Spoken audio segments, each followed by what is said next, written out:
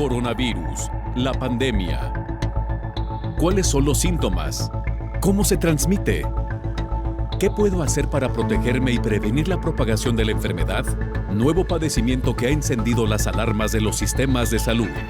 Coronavirus, la pandemia. ¿Qué tal? ¿Cómo le va? Bienvenido a este programa especial de Coronavirus, la pandemia. Le recordamos que esta producción proviene de la Universidad de Guadalajara y se transmite a través del canal 44, La Señal de Todos. Queremos agradecer también a las televisoras públicas que se suman a esta emisión y que hacen posible que usted nos pueda ver en México y América Latina. Hoy dedicaremos nuestro programa a hablar de los medicamentos y avances de medidas que sirven y cuáles no, como los tapetes sanitizantes, que como usted sabe se pusieron tan en boga, pero finalmente los expertos han dicho que en realidad no tienen ningún efecto para inhibir la transmisión del virus SARS-CoV-2. Además, le estaremos contando que a más de año y medio de la pandemia de COVID-19 se ha ido puliendo cada vez más las prácticas que realmente sirven para combatir esta enfermedad, así como otras que no tienen utilidad, y las variantes del SARS-CoV-2, como la llamada Mu, esta que surgió en Colombia, ya fue identificada en México, según lo ha dado a conocer el subsecretario de Salud, Hugo López-Gatell. El funcionario adelantó que se trata de una variante que está siendo seguida muy de cerca. Sin embargo, hasta ahora no se ha comprobado que sea más contagiosa o más letal que las otras variantes. Los oncólogos recomiendan informarse sobre los tratamientos contra COVID-19. Hoy también estaremos hablando de este tema. Así que bueno, sin mayores preámbulos, vamos con nuestra compañera Rocío López Fonseca para que nos ponga en contexto. A más de año y medio de la pandemia de COVID-19 se han ido puliendo cada vez más las prácticas que funcionan para combatir esta enfermedad, así como otras que no tienen utilidad o que hasta pueden ser perjudiciales. Sabemos que el nuevo SARS-CoV-2 se transmite en partículas respiratorias y aerosoles, por lo que los supuestos tapetes sanitizantes no son una forma práctica para atacar el virus. Lo que sí se debe procurar en los lugares de trabajo, escuelas, transporte público y en el hogar es evitar la aglomeración de personas, garantizar una adecuada ventilación, procurar una adecuada distancia y usar un cubrebocas de manera correcta, tapando nariz y boca.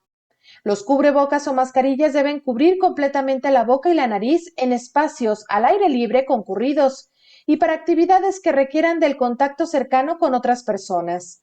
No se recomienda el cubrebocas de una sola capa, debe de ser de 2 o 3 capas de tela. Tampoco son recomendables los cubrebocas con válvulas ni bufandas, paliacates, entre otros.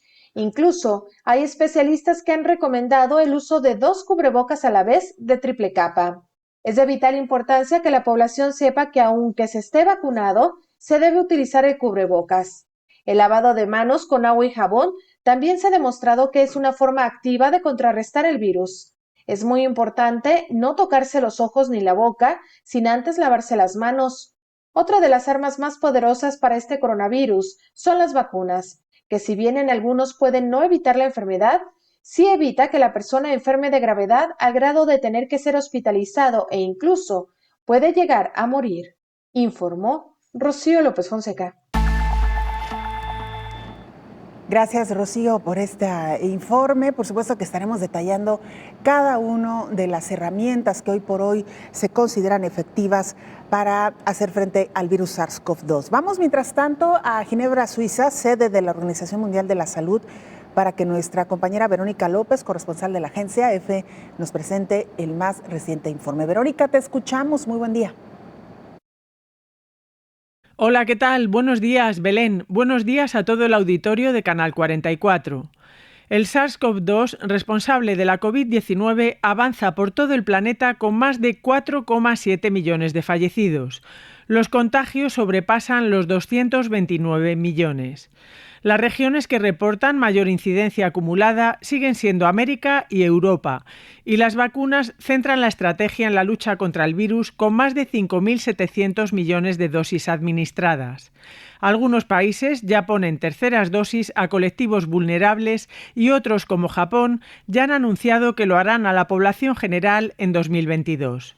Mientras continúa la desigualdad en el reparto, Amnistía Internacional ha acusado a las farmacéuticas que fabrican la vacuna contra la COVID de priorizar sus intereses. En un informe difundido este miércoles, la organización ha indicado que toman decisiones que limitan la producción global y obstruyen el acceso justo a las vacunas. El documento critica también a los países ricos como el Reino Unido, Estados Unidos o la Unión Europea por comprar el suministro y acumular dosis en lugar de destinarlas a lugares con menos recursos. Según el estudio, las empresas fracasan en su responsabilidad de velar por los derechos humanos. La ONG lamenta también la baja aportación tanto de las compañías, a excepción de AstraZeneca, como de los estados, al mecanismo COVAX de distribución de vacunas a países en vías de desarrollo. La plataforma que gestiona la Organización Mundial de la Salud aspiraba a contar con 2.000 millones de dosis a finales de 2021 y en agosto solo había distribuido 190 millones. Coincidiendo con la publicación del informe, Amnistía Internacional, con el apoyo de la OMS, ha lanzado la campaña con el lema «Cuenta atrás de 100 días, 2.000 millones de vacunas contra la COVID-19 ya». Con ella buscan que los países ricos y las farmacéuticas ayuden a cumplir el objetivo de vacunar al 40% de la población de los países de ingresos bajos y medios antes de que termine el año. Por su parte, Estados Unidos está negociando la compra de 500 millones de dosis de Pfizer para donar a estos países. Reportó desde Europa Verónica López para el programa Coronavirus, la pandemia. En medio de su situación económica y política, Cuba ha tenido que enfrentar serios desafíos en medio de esta pandemia de COVID-19. Por lo pronto, ha restablecido ya la producción de oxígeno medicinal. El cubano Jorge Luis Cruz, de 60 años de edad, trabaja como chofer distribuidor en la empresa de gases industriales de Cuba, ubicada a las afueras de La Habana, en medio de la actual demanda de oxígeno para uso medicinal que enfrenta la nación por la tercera ola de la enfermedad del nuevo coronavirus COVID-19. Y distribuimos al país completico con el problema de los cilindros medicinales en el problema del COVID.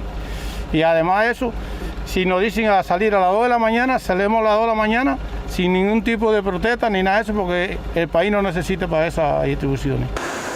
Cruz entrega cilindros de oxígeno para uso medicinal a instituciones hospitalarias que en ocasiones están a miles de kilómetros de la capital del país caribeño y del sitio donde se ubica la empresa en el municipio de Guanabacoa. La directora general de la Empresa Nacional de Gases Industriales, Yamilet Fuentes, dijo que cuentan con 14 dependencias que se encargan de la distribución del elemento a policlínicos, hospitales y puestos médicos del país caribeño.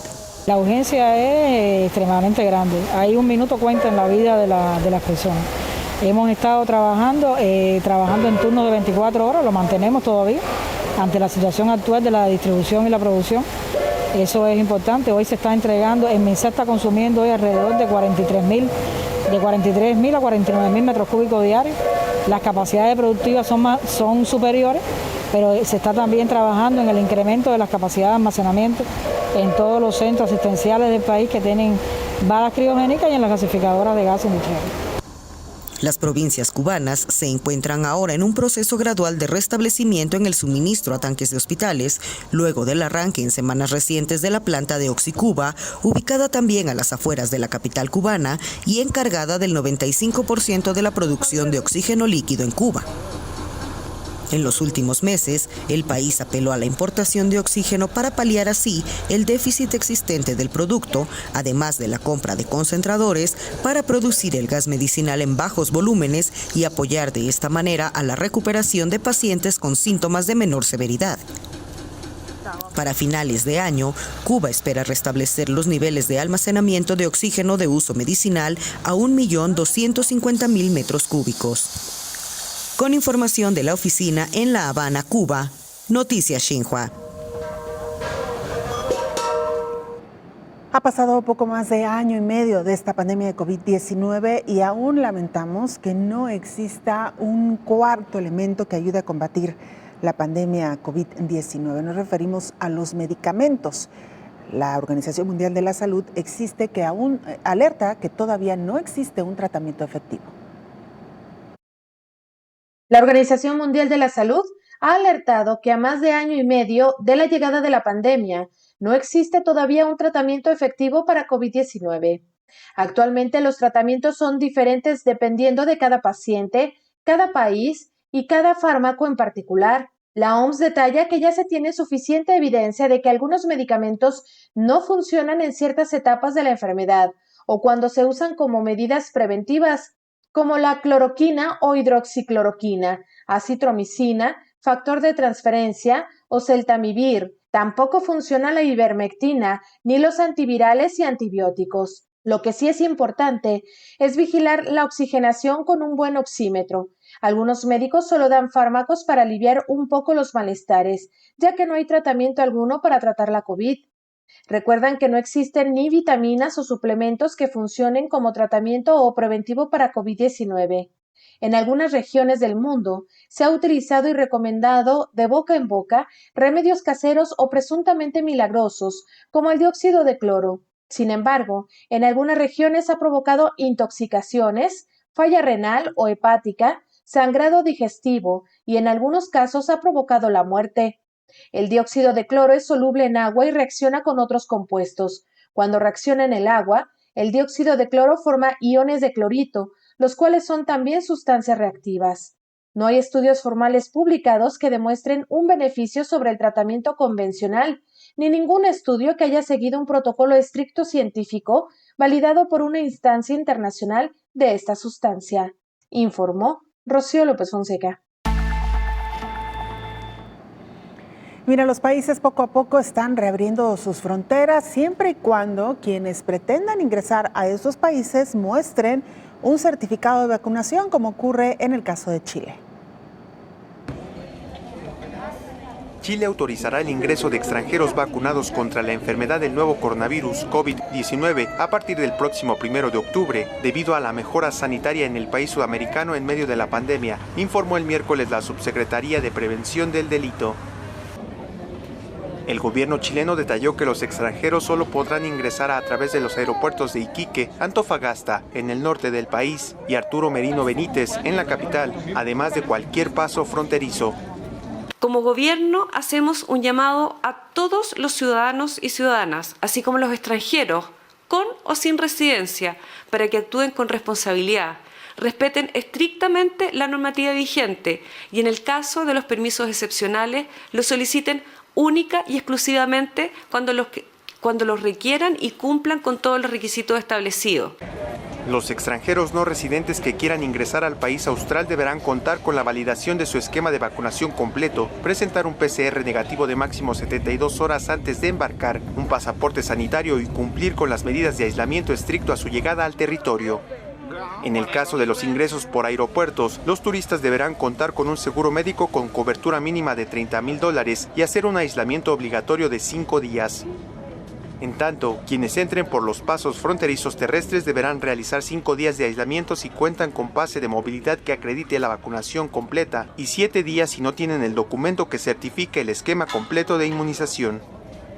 Con información de la oficina en Santiago, Chile, Noticias Xinhua. Hacemos nuestra primera pausa, regresamos con más información.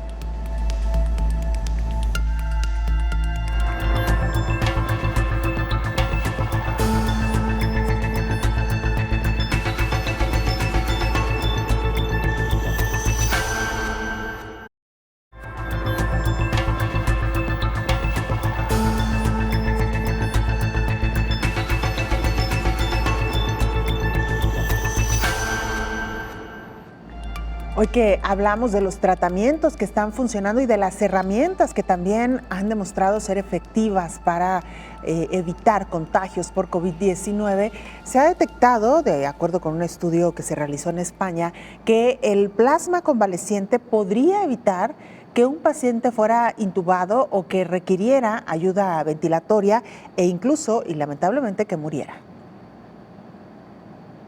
Un estudio sobre el uso de plasma de personas convalecientes podría ser útil en pacientes ingresados por COVID en los primeros días, desde el inicio de los síntomas, y que no hayan desarrollado anticuerpos, es decir, antes de que se desarrolle la enfermedad grave. En esos casos, evita que la persona empeore y también la necesidad de intubarlo, por lo tanto reduce el riesgo de fallecimiento.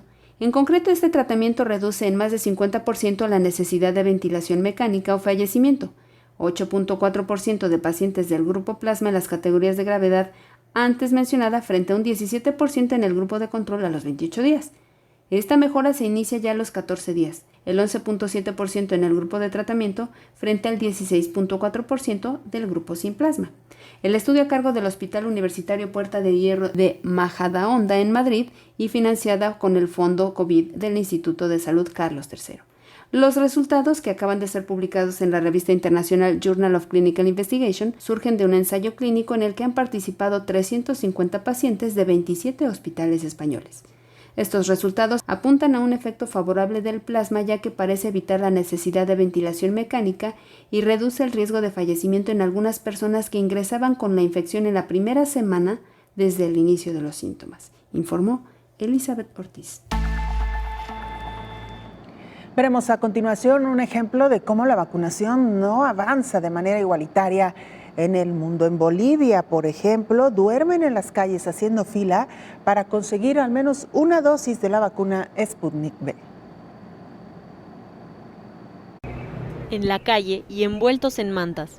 En Bolivia, varias personas pasaron la noche frente a un centro de vacunación para recibir una segunda dosis de la vacuna rusa Sputnik en la ciudad central de Cochabamba, un día después de la llegada tardía de 370.000 dosis del componente 2.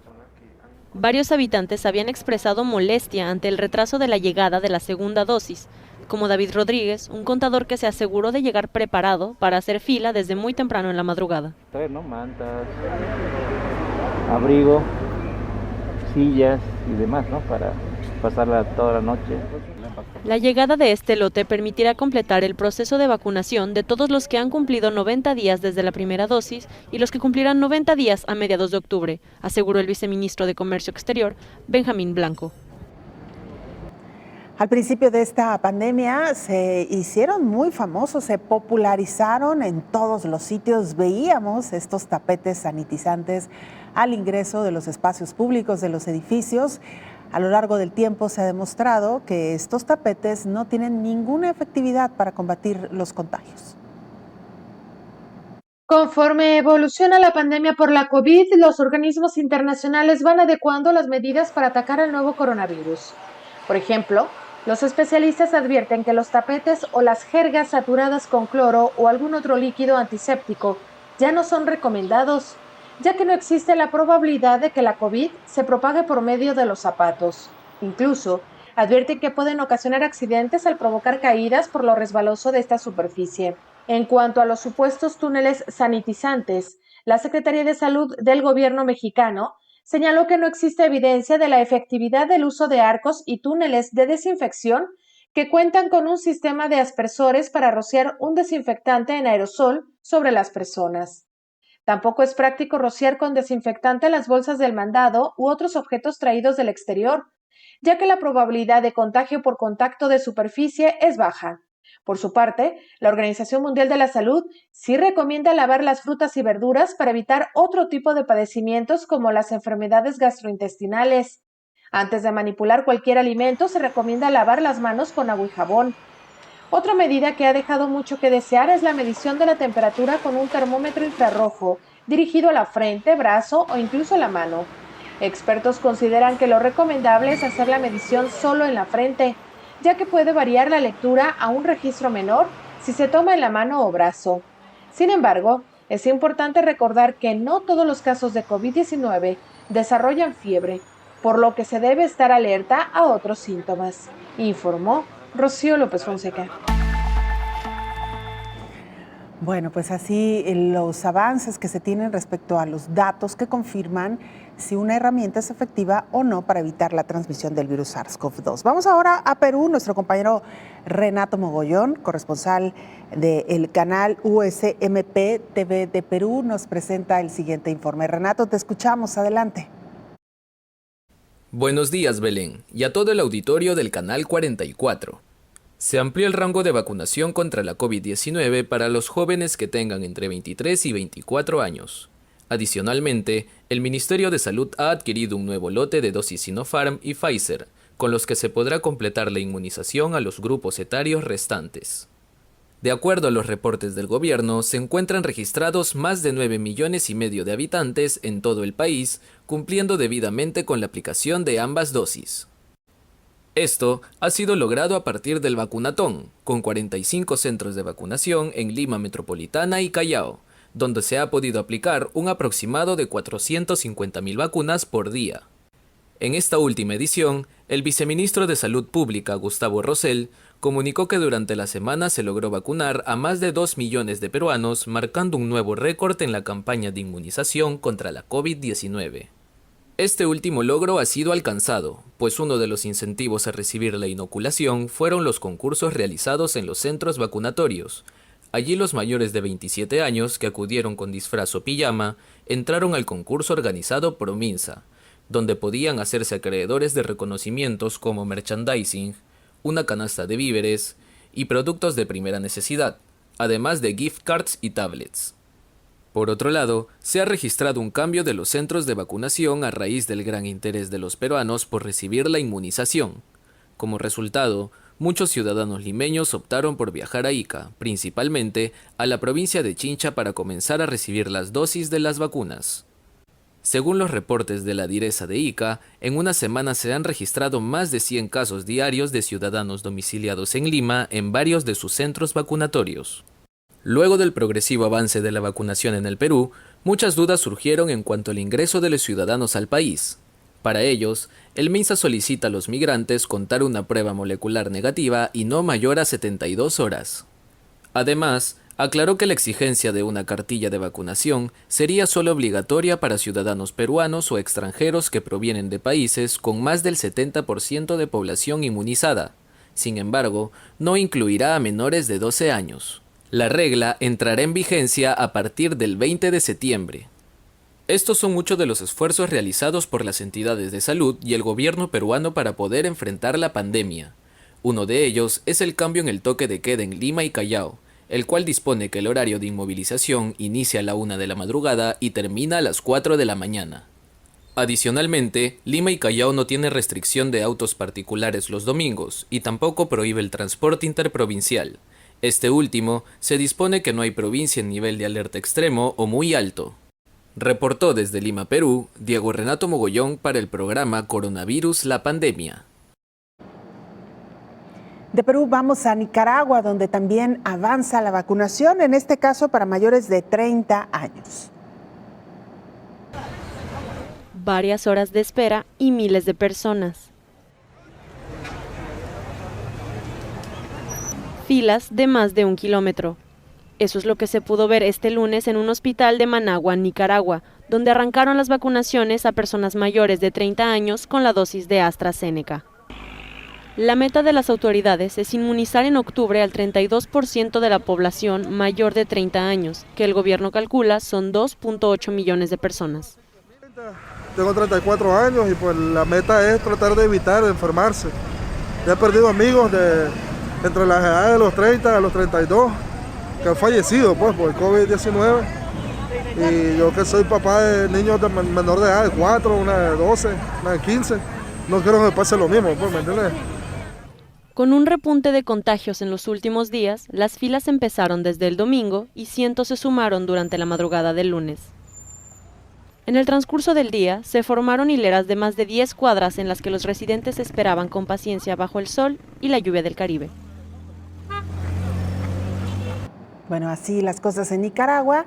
Y de Nicaragua nos movemos un poquito, nos vamos a Honduras, donde nuestra compañera Naomi Mesa, periodista de STV Telebásica, también nos actualiza información. Naomi, te escuchamos, adelante con el reporte. Un saludo para ti, Belén, y para toda la audiencia de Canal 44. Durante la semana epidemiológica número 36, en el departamento de Cortés se diagnosticaron 1.835 pruebas PCR, de las cuales 1.199 dieron positivo, arrojando una positividad del 58% en casos de COVID-19. El viceministro de Salud, Roberto Cosenza, indicó que un promedio de 50 a 55 personas fallecieron debido al coronavirus durante esta semana 36. También manifestó que lo que más le alarma es que el 98% de estas personas no tenían ninguna dosis de la vacuna contra COVID-19 aplicada. Las autoridades de salud en la zona norte del país reiteraron el llamado a la población a completar su ciclo de vacunación anti-COVID, porque esto permitirá salvaguardar la salud y la vida de los hondureños. El subsecretario de Salud de Proyectos e Inversiones, Neri Cerrato, detalló que la Secretaría de Salud cuenta con un abastecimiento adecuado de medicamentos contra COVID-19 y también detalló que los hospitales cuentan con un suministro importante de oxígeno para hacer frente a la demanda de pacientes que requieren este tratamiento para su recuperación. Siguiendo con las jornadas de vacunación contra el COVID-19 que se siguen dando en el país, ya se han inmunizado a más de 2.947.650 con la primera dosis y 1.689.501 con la segunda dosis, siendo un total de 4.637.151 hondureños que ya están vacunados.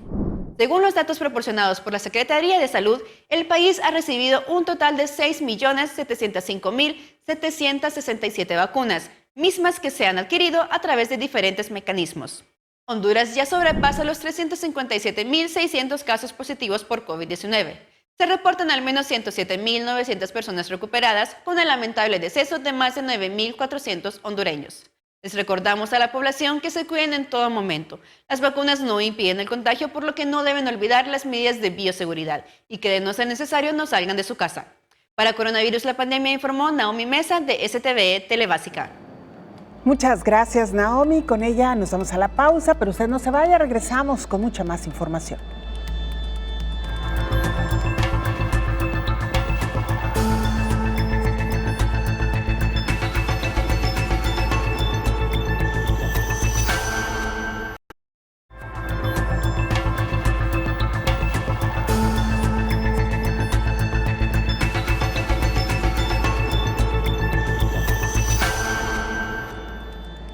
La variante Mu del virus SARS-CoV-2, que fue detectada por primera vez en Colombia, ya está en México, confirma el subsecretario de Salud, Hugo López-Gatell.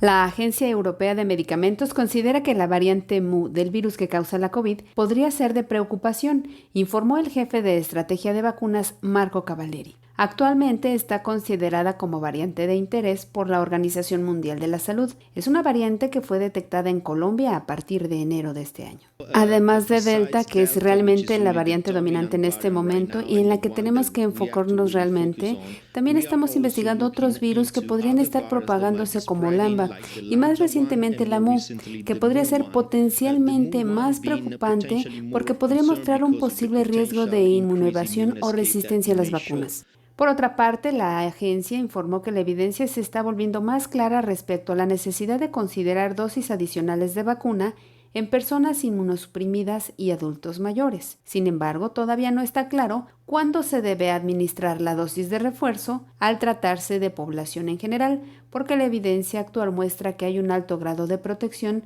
sobre hospitalización y muerte por complicaciones con la COVID, informó Elizabeth Ortiz. Ya está con nosotros en esta mesa de trabajo el infectólogo Héctor Raúl Pérez Gómez. Doctor, ¿cómo le va? Bienvenido. Hola, Belén. Qué gusto saludarte. Buen día. Igualmente, doctor, ya le teníamos muchas ganas a este programa, doctor, porque nuestra audiencia nos ha preguntado con mucha frecuencia cuáles de las medidas que se anunciaron originalmente siguen todavía siendo efectivas para evitar contagios del virus SARS-CoV-2 a más de año y medio de la pandemia. Empezamos, si quiere, doctor, por estas medidas y luego hablaríamos de los tratamientos, cuáles también han mostrado efectividad y cuáles de plano ya se han desechado. Sí. Pero las medidas, claro, doctor, ¿cuáles sí funcionan y cuáles ya las desechamos? Belén, en base a reconocer que este virus se transmite predominantemente por vía aérea, como lo hemos platicado en múltiples ocasiones, algunas medidas quedaron fuera de contexto prácticamente. Por ejemplo, el uso de tapetes impregnados con soluciones cloradas no tiene realmente ninguna razón de ser. Incluso nunca tuvieron una recomendación clara por parte de la Organización Mundial de la Salud o de alguna otra agencia, y sin embargo proliferaron por todos lados. Esa no es una medida útil, así es que quien tenga tapetes de este tipo y los siga utilizando, realmente esta es una medida prácticamente inútil. Segundo, Belén, es muy razonable y conveniente que siga ocurriendo la limpieza de superficies inertes, sobre todo en lugares en donde ha estado un paciente que tiene COVID. Es muy conveniente seguir sanitizando. Sin embargo, aunque son medidas convenientes, importantes, son mucho más importantes todas las relacionadas con la protección de transmisión de la enfermedad por vía aérea. Ahora sabemos que este mecanismo de transmisión, el de las superficies inertes, es prácticamente inexistente. Ahora, ¿qué sí es muy importante? Sí es muy importante el lavado frecuente de manos, porque si, por ejemplo, en esta superficie una persona con COVID dejara pequeñas gotas de sus secreciones respiratorias, claro que eso sí es infectante, y el vehículo por el cual lo puedo llevar a mi organismo son mis manos. Entonces, por eso el lavado frecuente de las manos es importante. Luego, Belén, medidas de nula utilidad, por ejemplo, las cabinas, por ejemplo, de ozono, o las cabinas que incluso expulsan aerosoles sanitizantes, entre comillas, no tienen ninguna utilidad. Hay lugares en donde han dispuesto de este tipo de cabinas para que las personas por ahí pasen, etcétera. Es contraproducente. Incluso hay algunos estudios que sugieren la posibilidad de que en esas cabinas pueda haber algún riesgo de transmisión. Hipotético, pero que tengan utilidad en reducción de la transmisión de la enfermedad es definitivamente descartado. Como también las cabinas de ozono, las cabinas de estos sanitizantes, ¿no? ¿Por qué? Porque el virus en todo caso está en las secreciones respiratorias, más que estar en las superficies. Podría tener alguna utilidad si el virus predominara en las superficies corporales, pero está dentro, está en la vía respiratoria predominantemente. Entonces, esas medidas han quedado en desuso y creo que todo esto que comentamos es muy conveniente y pertinente, Belén, porque en una pandemia como esta también hay que eficientar recursos. Claro. De suyo ha sido una cantidad impresionante de recursos económicos los que se han erogado para la contención de la pandemia y además para la atención del paciente con COVID-19. Entonces no tiene caso erogar más recursos en algo que prácticamente es inútil. Y además, si nosotros concentráramos la atención al uso de cubrebocas adecuado, a la distancia entre persona y persona, a los espacios abiertos, ventilados, semiabiertos y a nuestro lavado frecuente de manos, estaríamos, Belén, prácticamente en las medidas ideales, correctas, convenientes para el control de la pandemia de COVID-19. Y bueno, qué decir de la que seguramente es la herramienta más importante en estos momentos, que es la adecuada vacunación contra COVID. Claro. Entonces, por eso me parece importante que en este programa volvamos a repasar esto, claro, para concentrar nuestra atención en ese tipo de medidas. Mira, Belén, también vemos frecuentemente escenarios en donde las personas, por supuesto con el ánimo de hacer más importante la protección, etcétera, y en la buena voluntad rocían en el medio ambiente o en el espacio en donde se encontrarán algunas sustancias aparentemente con actividad antiviral o antibacteriana. Eso no tiene ninguna utilidad, ¿no? El virus puede estar en el ambiente durante algún periodo de tiempo después de que una persona infectada lo expulsa a través de hablar, a través de cantar, a través de estornudar, a través de toser, etcétera, sí pueden quedar partículas ahí suspendidas, pero que sea de utilidad un spray que se rocía ahí alrededor de donde estamos conviviendo, no, eso no tiene tampoco ninguna utilidad y lo vemos con mucha frecuencia.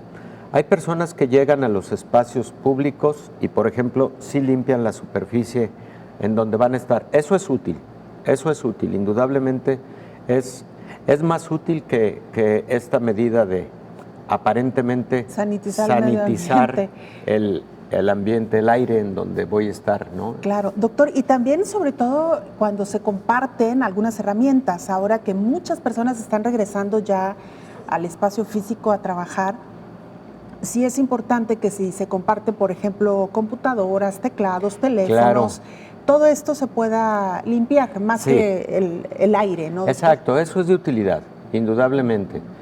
Y por ejemplo, en este tipo de espacios laborales compartidos, es muy conveniente, es útil, es a lo mejor hasta de buena educación, cortesía, la limpieza del espacio en donde voy a trabajar y en donde trabajé.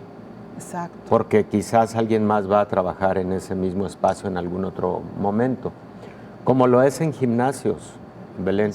Y en los gimnasios incluso esto se hace desde mucho tiempo atrás, previo a la pandemia de COVID-19, ¿no? Es de elemental cortesía limpiar los aparatos que utilicé, porque enseguida va a venir alguien a subirse a esa caminadora, a subirse a esa elíptica, a utilizar esas barras o a utilizar esos aparatos de poleas, etcétera. Es importante, ahí sí, por cortesía, una adecuada limpieza y además por sanidad. Oiga, doctor, haciendo un paréntesis sobre esto que menciona, ¿se ha demostrado si el virus se puede transmitir por sudor? Mira, Belén, no se puede transmitir por sudor. Tampoco habitualmente se transmite por la vía sanguínea, porque este no es un virus que genere viremias, es decir, circulación del patógeno en el torrente sanguíneo. Claro que por extremar medidas, una persona que ha tenido COVID recientemente, no se diga si tiene COVID activo, no puede ser donador sanguíneo. Pero en específico, el sudor no es un mecanismo de transmisión del patógeno, el sudor como tal. Claro que una persona que tiene COVID, si tose, estornuda y protege su vía respiratoria directamente con la mano, el patógeno puede quedar ahí y entonces un saludo sí puede representar un riesgo de transmisión, pero no como tal el sudor, sino una secreción respiratoria que impregnó ahí la palma de la mano, ¿no? Claro, lo decía porque, por ejemplo, en el caso de los gimnasios, pues sí que es muy importante esto que usted decía, por cuestiones de sanidad en general y de cortesía, pues limpiar los espacios donde se han dejado residuos de sudor. Pero en todo caso, si una persona tuviera COVID-19, no es tanto el riesgo por el sudor, sino por lo que pudiera estar exhalando mientras realiza ejercicios. Sí, porque además la inhalación y la exhalación durante el ejercicio son más frecuentes, profundas, intensas y pueden representar un riesgo mayor a una convivencia, por ejemplo, en una plática común. Claro, de ahí que hoy se pida a quienes ingresen a los gimnasios, pues utilizar cubrebocas. Utilizar cubrebocas y además se sigue teniendo como una buena medida el control del aforo al espacio de actividad física. Doctor, vamos a hacer una pausa, regresamos todavía con mucho más de este tema, usted no se vaya.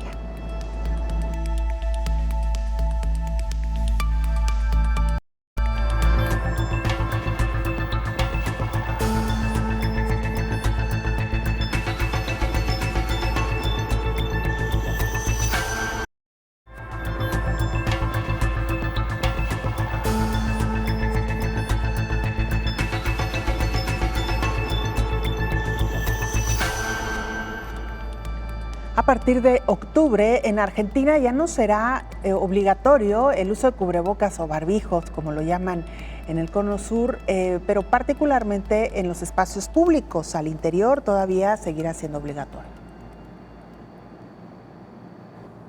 A partir del 1 de octubre se elimina el uso de la mascarilla en espacios al aire libre en Argentina. Es parte de las nuevas medidas contra la COVID-19, eso con la condición de que no haya aglomeraciones de personas.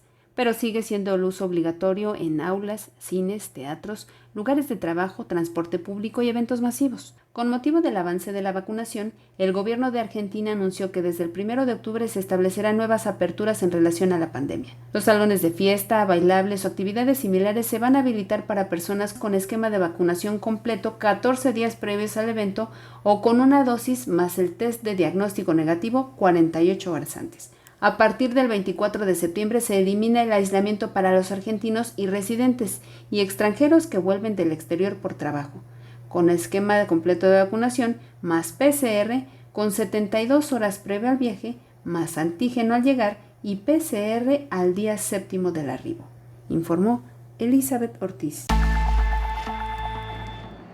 Doctor, hablábamos ya de las medidas que siguen siendo efectivas. Me parece, usted lo decía claramente, sin duda alguna, hoy por hoy la vacunación, la primera protección importante. Luego, por supuesto, el uso de la mascarilla, de los barbijos, de cubrebocas, como lo conocemos. Y, doctor, pues el lavado frecuente de manos. En caso de que no haya agua y jabón, pues el gel alcoholado. ¿Qué pasa con los tratamientos, doctor? ¿Cuáles sí y cuáles no han dado resultados? Lo hemos comentado en esta mesa de trabajo. A lo largo de los meses se fueron quedando en el camino medicamentos que al principio parecían promisorios contra COVID o contra la respuesta inflamatoria generada en el COVID, y muchos de ellos, quedaron en el camino porque finalmente no demostraron un gran beneficio comparativamente, por ejemplo, con placebo en los estudios clínicos que fueron ya muy bien diseñados, bien controlados, metodológicamente bien organizados. En ese sentido, Belén, los fármacos que terminaron por no funcionar relevantes fueron hidroxicloroquina, fue la combinación de hidroxicloroquina con acitromicina, que también se utilizaron de manera conjunta. Hubo mucho énfasis e ímpetu con la posibilidad de que ivermectina tuviera utilidad, se quedó en el camino también. Y lo que sí prevaleció, Belén, como medicamentos de gran utilidad en pacientes con COVID, particularmente aquellos con una evolución hacia la gravedad, pero preferentemente en etapas en donde todavía el paciente no llegara a la necesidad de ventilación mecánica asistida, fueron los corticosteroides como dexametasona, metilprednisolona, hidrocortisona, corticosteroides, y también inhibidores de citocinas proinflamatorias, sobre todo un inhibidor de una citocina llamada interleucina 6, conocido como tocilizumab, y un inhibidor muy interesante de una citoquina proinflamatoria, digamos de segunda generación, conocida como JAK. Estos inhibidores de JAK, uno de ellos baricitinib, también es un medicamento antiinflamatorio muy promisorio en los pacientes que están empezando a tener evolución hacia la gravedad, y en donde con exámenes de laboratorio podemos identificar que existe una respuesta inflamatoria muy importante. Yo creo, Belén, hay que decir que el único antiviral que por el momento las agencias regulatorias en el mundo y la propia Organización Mundial de la Salud han reconocido como un antiviral importante en el tratamiento de COVID-19 es Remdesivir, un medicamento que se administra por vía endovenosa durante 5 días, pero debe administrarse durante los primeros 8 días de la enfermedad, porque si no, después de 10 días, por ejemplo, ya prácticamente no tiene utilidad, porque el virus está como tal replicándose activamente durante los primeros 8 a 10 días. Después de ese periodo ya no es el virus el que está generando el problema, sino la respuesta inflamatoria que el virus dejó.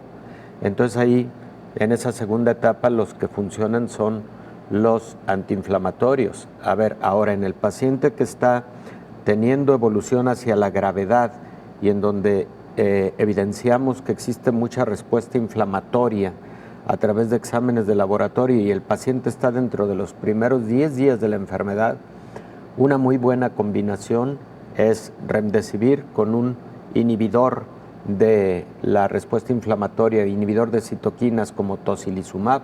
Esa combinación es una estrategia muy buena en este tipo de pacientes.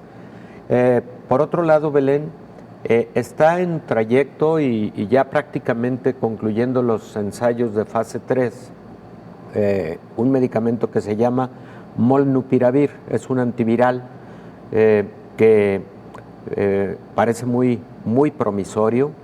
Estamos seguramente muy próximos a ver los resultados de los ensayos de fase 3. En los ensayos preclínicos, los que se llevaron a cabo en animales de experimentación, que fueron principalmente hurones, se encontró una muy rápida eliminación viral de las vías respiratorias en los hurones que recibieron este medicamento comparativamente con los hurones que no lo recibieron. Entonces, estoy hablando del estudio de investigación en animales de experimentación, y también en los hurones que recibieron de manera preventiva este medicamento Molnupiravir, hubo un riesgo bajísimo de infección comparativamente con quienes no lo recibieron.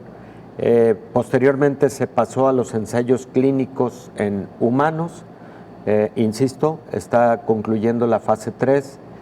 Creo que vamos a ver resultados muy promisorios. Ese puede ser un antiviral muy interesante en el tratamiento de pacientes con COVID-19. ¿De qué laboratorio es de Merck Sharp & Dohme, es de MSD, es un laboratorio de mucho prestigio, de décadas de estar en el mercado y además en investigación de nuevas moléculas. Yo a Molnupiravir le veo grandes posibilidades. Y Belén, yo creo que en estos momentos la panacea en el tratamiento del paciente con COVID-19 son los anticuerpos monoclonales que actúan en contra de la unión del virus con la célula humana que infecta. Recordemos lo siguiente, lo hemos comentado en multiplicidad de ocasiones aquí. El virus tiene una proteína que es la que le sirve para unirse a un receptor, que es la puerta de entrada en la célula humana. Si tenemos medicamentos que se unen a esta proteína llamada proteína espicular, entonces la unión de este virus con la célula humana, con el receptor de esta célula humana, no ocurrirá. Y bueno, ya en ese sentido existen anticuerpos monoclonales, incluso en el mercado, incluso autorizados para su uso en muchos países en el mundo que actúan de esta manera. Uno de estos monoclonales, particularmente combinados, han sido mucho más promisorios. Bamlanimab, conjuntamente con Etesimimab, actúan de esa manera y entonces se conocen como anticuerpos monoclonales antivirales, inhibidores de la unión. Hay otros anticuerpos monoclonales que son los que actúan reduciendo la inflamación contra las citocinas proinflamatorias. Entonces son de dos tipos.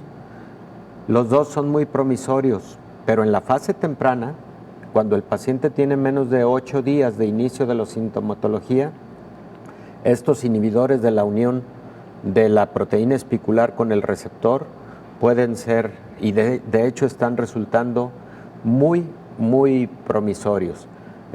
Hay de varios laboratorios, Belén, uno de ellos, de los laboratorios que han tenido más evolución en el desarrollo de estos anticuerpos monoclonales inhibidores de la unión, es el laboratorio Eli Lilly, que tiene un monoclonal combinado que está disponible en los Estados Unidos. En algunos otros países está disponible, pero no como monoclonal combinado. Ahí está haciendo falta esa distribución, que ojalá y pronto ocurra, porque desde mi punto de vista, esa intervención terapéutica ahí sí es la panacea en COVID-19 en la fase temprana. Problema grave, el costo. Sí, muy grave. Claro. Para decirlo en pesos mexicanos, el costo podría alcanzar hasta los 30,000 pesos la dosis, que habitualmente es una sola administración, una sola infusión de ese monoclonal combinado. No está distribuido en todo el mundo y lamentablemente creo que sí sería una grave dificultad el alcanzar los costos para que sea asequible a todas las personas, ¿no? Ay, doctor, bueno, pero como usted bien dice, puede resultar una opción, está siendo una muy buena opción, así que sí, pues lo que necesitamos son estas alternativas precisamente. Doctor, claro, muchas gracias. Y que los sistemas de salud establezcan mecanismos para poderlos hacer asequibles a toda la población. Toda la población. Por lo menos a quienes tienen criterio para su uso, porque no pueden ser utilizados en todo el momento del COVID, tienen un momento específico para su utilidad. Doctor, muchísimas gracias. Con mucho gusto, como Belén. siempre, doctor, gracias. Nos vamos. Gracias por habernos acompañado.